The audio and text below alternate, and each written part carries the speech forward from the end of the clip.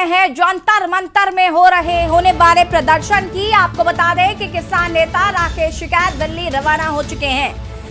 आज किसानों का जंतर मंतर पर प्रदर्शन है। दिल्ली सरकार ने किसानों को इजाजत दे दी है जंतर मंतर पर प्रदर्शन करने की, और इस प्रदर्शन को देखते हुए जंतर मंतर और सिंघू बॉर्डर की सुरक्षा को बढ़ा दिया गया है। और इसी खबर पर हमारे साथ Delhi bureau chief Amit Dubey ji live जुड़े हुए हैं और गाजियाबाद से हमारे संवाददाता जयवीर मावी हमारे साथ जुड़े हुए हैं। सबसे पहले अमित, आपके पास आऊंगी मैं। आपने केंद्रीय गृह राज्य मंत्री से भी बातचीत की, उन्होंने साफ कहा कि जो बॉर्डर पर किसान नजर आ रहे हैं वो एक्चुअली किसान नहीं है, क्योंकि किसान जो है वो खेतों में है और एक राजनीतिक हथकंडा जो है वो बनाया जा रहा है, यहाँ पर अपनाया जा रहा है। सबसे पहले तो इसको लेकर आपको क्या कुछ कहना है?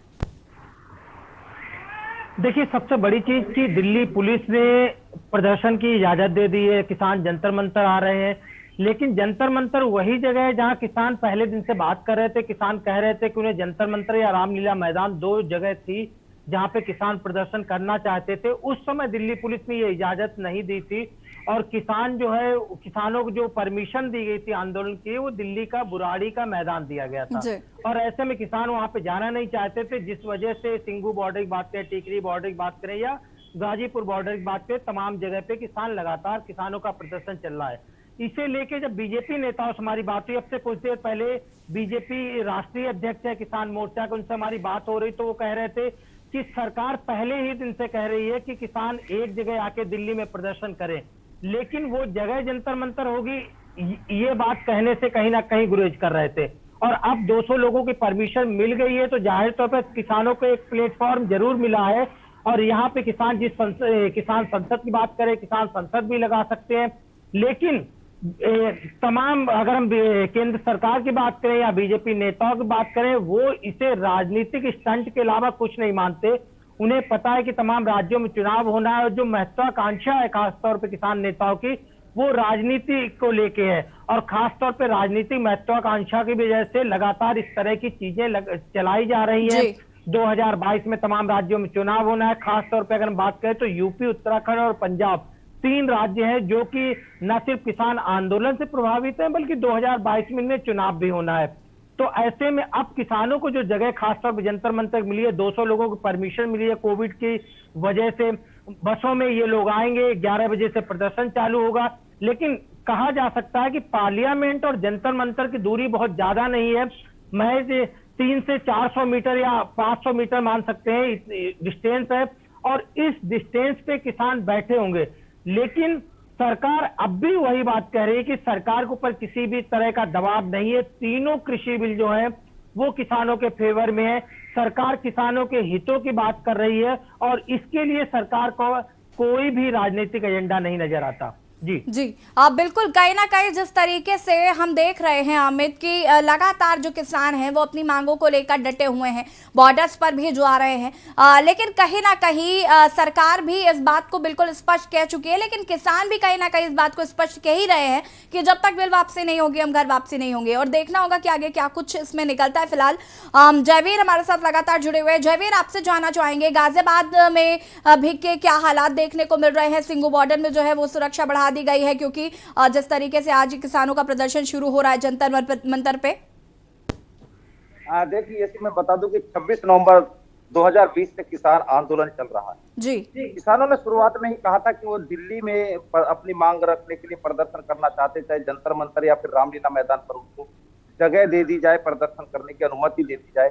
किसान आज जिस तरह से 200 किसानों की, चाहे छोटी संख्या की, एक अनुमति जंतर मंतर पर दी गई है, लेकिन किसान इसे अपनी बड़ी जीत मान रहे हैं। किसानों का कहना है कि जो जिस मांग को शुरुआत के दौरे से किसानों ने रखा था कि जंतर मंतर पर या रामलीला मैदान में उनको अनुमति दी जाए और वो अपनी मांग जो सरकार से कर सके, क्योंकि संसद के नजदीक, काफी नजदीक इस जगह को बताया जाता है। लगभग, जैसा अमित ने भी बताया, कि 250 से 300 मीटर की दूरी पर जंतर मंतर है संसद भवन से, और वहां पर क्योंकि देश की सरकार बैठती है, देश के नीति निर्धारण वहीं से होता है, किसानों की नीतियां भी वहीं बनी थी, तो किसान वहीं पर अपनी मांगों को लेकर प्रदर्शन करना चाहते थे। अब जिस तरह दिल्ली सरकार ने उन्हें अनुमति दी है, हालांकि अभी केवल अगर शुरुआत के दौर की बात करें 200 लोगों की अनुमति दी गई है कोविड नियम के अनुसार, तो किसान इसे एक तरह से अपनी बड़ी जीत भी मान रहे हैं। उनका कहना है कि उन्हें चाहे देर से ही सही लेकिन जंतर मंतर पर अब प्रदर्शन की अनुमति मिली है, तो कहीं ना कहीं किसानों को उम्मीद है कि सरकार अब उनकी बात को अवश्य सुनेगी। हालांकि सरकार ने साफ कर दिया था, केंद्र सरकार ने, कि जो बिल वापसी है वो किसी कीमत पर भी नहीं होगी, लेकिन किसान अपनी मांगों पर अड़े हुए हैं। उनका कहना है कि बिल वापसी के बगैर वो घर वापसी नहीं करेंगे और हर हाल में बिल वापसी कराने के बाद ही घर वापसी होगी। अब क्योंकि उत्तर प्रदेश की बात करें, उत्तराखंड की बात करें, 2022 विधानसभा चुनाव आने के नजदीक है, क्योंकि फरवरी तक संभावना है कि उत्तर प्रदेश में 2022 के चुनाव हो जाएंगे, तो जिसको लेकर कहीं ना कहीं उत्तर प्रदेश सरकार के भी माथे पर चिंता की लकीरें साफ देखी जा रही हैं। जिस तरह किसानों का जो विरोध है, का बात करें तो खासतौर पर पश्चिम उत्तर प्रदेश के किसानों का जो विरोध प्रदर्शन है, कहीं ना कहीं सरकार पर भारी पड़ने वाला है, जो सरकार को प्रभावित करेगा, जो चुनावों को प्रभावित करेगा। बिल्कुल जयवीर, कहीं ना कहीं ये देखना होगा कि कितना असर सरकार पर पड़ता है, क्योंकि तमाम चीजें हो चुकी है लेकिन अभी तक सरकार पर इसका कोई खास असर नजर नहीं आ रहा है। सरकार अभी भी अपनी बात को लेकर डटी हुई है कि अगर किसान बिल में संशोधन के लिए मानते हैं तो हम बातचीत करने के लिए तैयार हैं, और अगर बिल वापसी की बात है तो कोई बातचीत नहीं हो रही है। अमित जी हमारे साथ लगातार जुड़े हुए। अमित जी, आपसे जानना चाहेंगे, अभी तक जंतर मंतर में परमिशन नहीं दी जा रही थी प्रदर्शन करने की, अचानक से जंतर मंतर में दिल्ली सरकार ने प्रदर्शन करने की इजाजत दे दी, वो भी तब जब कोरोना की तीसरी लहर संभावित आ सकती है। 200 लोगों को की परमिशन जरूर दी है, लेकिन क्या वहां पर सोशल डिस्टेंसिंग का पालन हो पाएगा, ये भी अपने आप में कई बड़ा सवाल है। और जिस तरीके से वहां पर कई नियम भी लागू हैं और उनमें संशोधन किया गया है सिर्फ इसलिए ताकि किसान वहां पर आकर प्रदर्शन कर सके, तो कहीं ना कहीं विपक्ष भी पूरी तरीके से समर्थन दे रहा है किसानों को। देखिए, दो चीजें हैं। एक तो जंतर मंतर पे बहुत ही कड़ी सुरक्षा व्यवस्था की गई, आसपास भी बैरिकेड किया गया कि जो किसान जंतर मंतर आएंगे वो वहां से बाहर नहीं निकल सकते, यानी पार्लियामेंट या आसपास इलाके की बात करें वहां उनकी मूवमेंट नहीं हो सकती।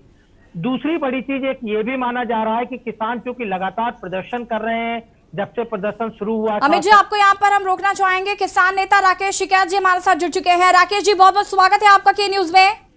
जी धन्यवाद धन्यवाद। आपसे जानना चाहेंगे, आखिरकार जंतर मंतर में प्रदर्शन करने की इजाजत दिल्ली सरकार ने दे दी है, क्या कुछ कहना है? वहाँ पे पार्लियामेंट के नजदीक ही दे दी जी। पहले भी वही होते थे प्रोग्राम राकेश जी, लेकिन इससे पहले हमने देखा ना कि कई बार मना किया गया कि नहीं आप जंतर मंतर नहीं जा सकते हैं, इजाजत नहीं दी जा रही थी, पर अब आपको परमिशन दे दी गई है। हाँ दे दी, अब जाने से दे दी। आगे की क्या रणनीति होगी राकेश जी आपकी? आगे की रणनीति है कि अपनी बात करेंगे, वहाँ पे किसान संसद लगेगी, अपनी बातचीत रखेंगे, आगे की रणनीति बनाओगे आंदोलन की।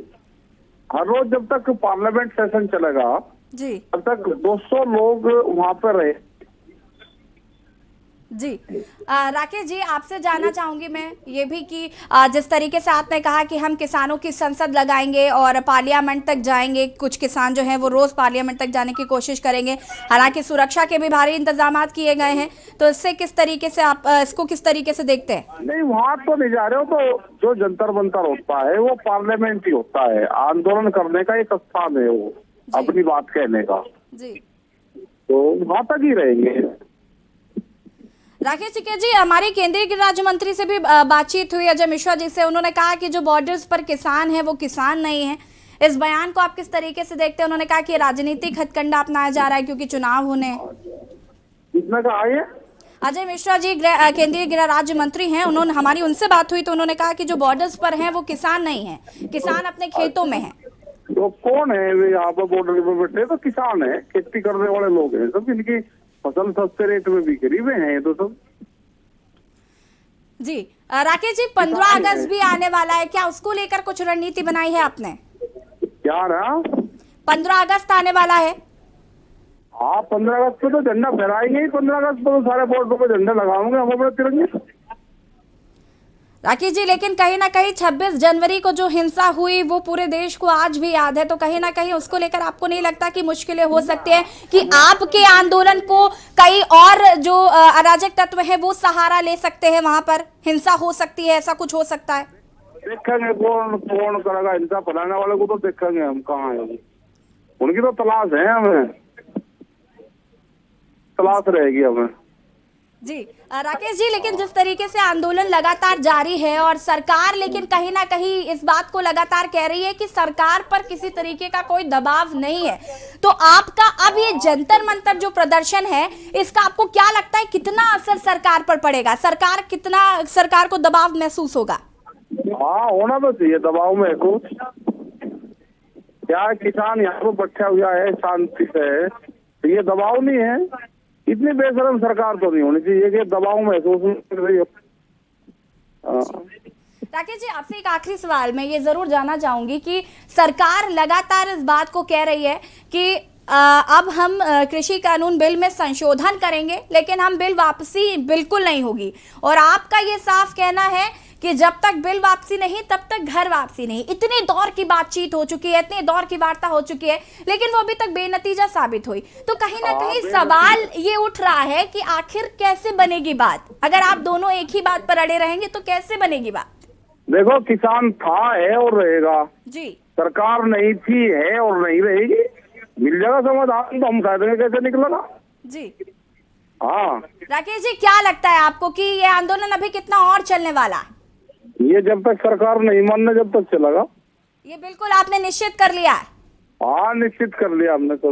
राकेश जी, मैं एक बार और चाहूंगी कि आप दर्शकों को ये जरूर बताएं कि अभी आपकी जो कृषि कानून बिल की वापसी की मांग है, साथ ही साथ आपकी और भी कुछ अन्य मांगे हैं, वो कौन सी मांगे हैं? मांग तो बहुत है, क्या 3 ही मांग है जी? बहुत डिमांड है। एमएसपी पे गारंटी कानून चाहिए, बिजली अमेंडमेंट बिल वापसी चाहिए, पोल्यूशन वाला चाहिए, बहुत है। एनजीटी का है 10 साल पुराना ट्रैक्टर चले उसका चाहिए। तो बहुत सवाल है, जब सरकार बात करेगी तो बताएंगे उनको।